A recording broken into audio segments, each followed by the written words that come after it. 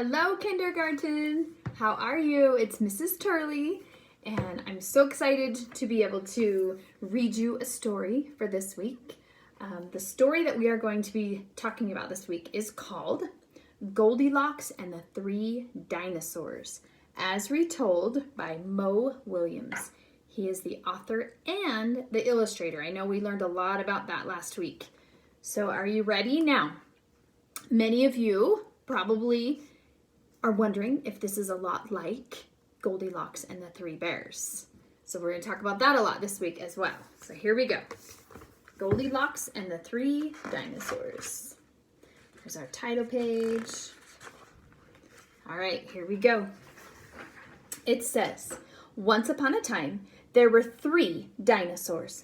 Papa Dinosaur, Mama Dinosaur, and some other dinosaur who happened to be visiting from Norway. There's our little visitor right there. He's a cute little guy.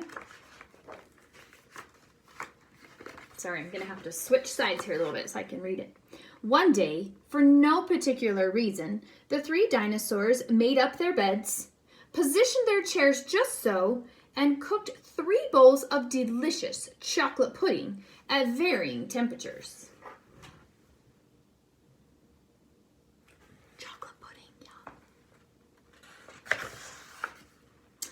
Oh boy, said Papa Dinosaur in his loud, booming voice.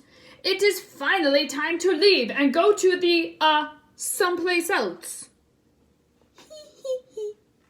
Yes, continued Mama Dinosaur, I sure hope no innocent little succulent child happens by our unlocked home while we are, someplace else.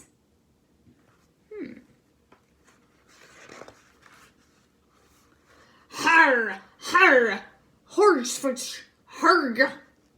Then the other dinosaur made a loud noise that sounded like a big, evil laugh, but was probably just a polite Norwegian expression.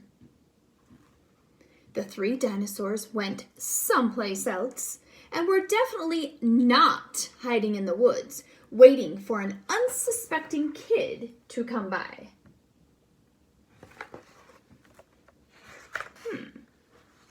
Sure enough, 5 minutes later, a poorly supervised little girl named Goldilocks came traipsing along. There she is. This little sign right here says, 1 mile to a very nice house. Now look at them in the wheat. Can you see them in the trees over here hiding? Just then, the forest boomed with what could have been a dinosaur yelling, "Gotcha!" But I'm pretty sure was just the wind. The loud noise was immediately followed by another loud noise that sounded kind of like, "Be patient, Papa Dinosaur, the trap is not yet sprung." But that could have been a rock falling or maybe a squirrel. That little sign right there says, "Getting closer."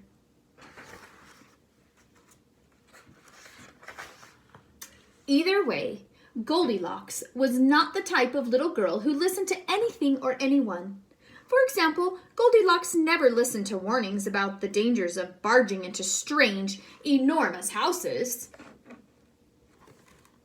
So as soon as Goldilocks came across a strange, enormous house, she barged right in. Oh no, the mat on the door says, "Welcome." I think they're trying to trick her. Inside, Goldilocks immediately smelled 3 bowls of delicious chocolate pudding. Said Goldilocks, that chocolate pudding smells delicious. If only I could get all the way up to the top of that counter. Then Goldilocks noticed a very tall ladder that just happened to be there and certainly wasn't left there on purpose. Can you see that ladder sitting there? Goldilocks climbed up the ladder and found herself face to face with 3 gigantic bowls of chocolate pudding. All right, I want you to pause the video for just a second. And this is where we're getting really, really good at making predictions of what you think is going to happen next. So I want you to pause the video, talk with your family, whoever is with you, and tell them what you think is going to happen next. Okay, pause the video. Okay, are you back? Okay, you've talked about what you think is going to happen next. Now I'm going to keep reading, and then you're going to tell your family if your prediction was right or if the author surprised you. Okay, here we go. The first bowl of chocolate pudding was too hot, but Goldilocks ate it all anyways because, hey, it's chocolate pudding, right? Look at theirs right there. Now that little thing right there says PD. That stands for Papa Dinosaur. The second bowl of chocolate pudding was too cold, but who cares about temperatures when you've got a big bowl of chocolate pudding? Not her. Mama Dinosaur.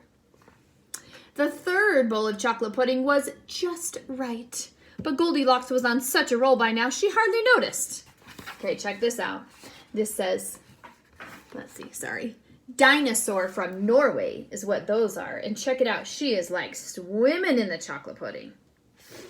Think that'd be fun to go swimming in chocolate pudding? I think so. Soon, Goldilocks was stuffed like one of those delicious chocolate-filled little girl bonbons, which, by the way, are totally not the favorite things in the world for hungry dinosaurs. Tired and groggy, Goldilocks noticed 3 chairs in the living room. So she climbed down the ladder and walked out of the kitchen.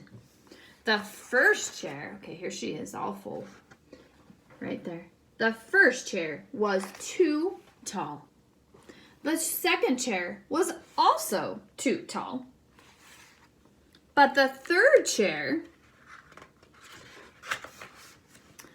was too tall. Goldilocks wasn't going to climb that high chair just to sit in some chair. So she hurried over to the bedroom. All right, now she's getting to the bedroom. When she got there, Goldilocks noticed that the beds were also gigantically big. What is going on around here? Groaned the exhausted girl. The bears that live here must be nuts. Her face doesn't look too happy, does it? Just then, the room filled with a loud booming noise that was either a passing truck or a dinosaur gloating. A few more minutes and she'll be asleep. Delicious chocolate-filled little girl bonbons are yummier when they're rested. Oh, look at her face. I think she heard him. What do you guys think? Oh, even a little girl who never listens to anyone or anything had to hear that. Now look in the windows. Can you see them? They're hiding out there. Okay, let's see what she does. Look at her thinking right there. Goldilocks took a minute to stop and think, which was longer than she was used to stopping and thinking. Hey, she told herself, this isn't some bear's house. This is some dinosaur's house. Oh man, look at her face there. Say what you like about Goldilocks, but she was no fool. As quickly as she could, she ran to the back door and got out of there. There she goes. Just then, a loud plane flew by, which sounded pretty much like a trio of dinosaurs yelling, now, or charge, or the Norwegian expression for chewy bonbon time. Suddenly, and completely coincidentally, the 3 dinosaurs rushed through the front door. Look, they're back. But they were too late. Uh-oh. She's gone, isn't she? Goldilocks was gone, and all that was left in the house were 3 disappointed dinosaurs. Aww. The end. Now, there's 2 little morals to this story. And the moral is, if you find yourself in the wrong story, leave. There's Goldilocks. She realized at the end she was not in the 3 little bears' houses. She was in 3 dinosaurs' houses, right? No little bears in that house. Now, the moral of the story, if you are a dinosaur, is lock the back door.